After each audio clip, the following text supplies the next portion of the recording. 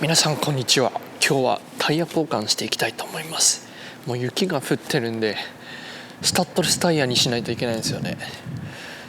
降る前にやりたかった。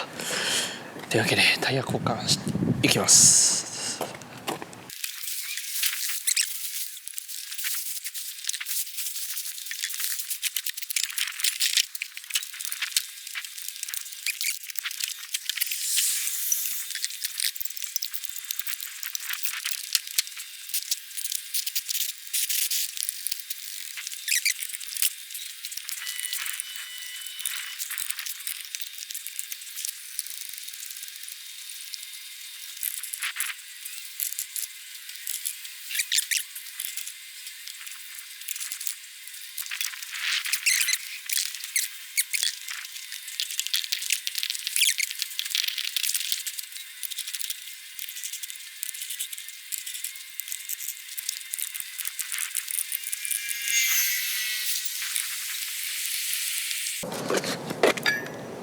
OK、 まず1個目を取り付けました。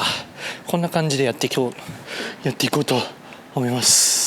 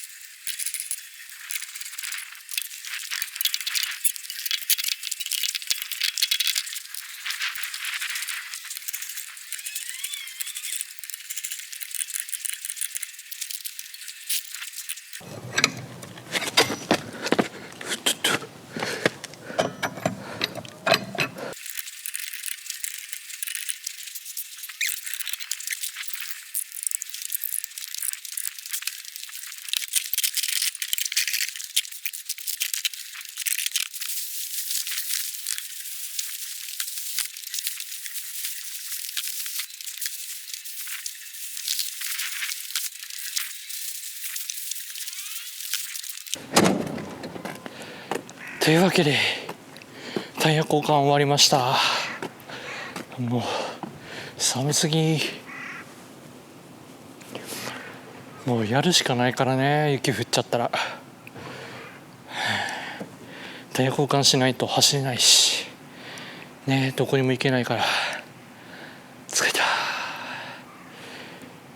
やで、あとはちょっと今日は時間なくて無理なんだけど、あれなんですよ、空気圧確認しに行かないといけないですね。いや疲れた。というわけで今日はタイヤ交換という、光景でした。ありがとうございました。それではまたね。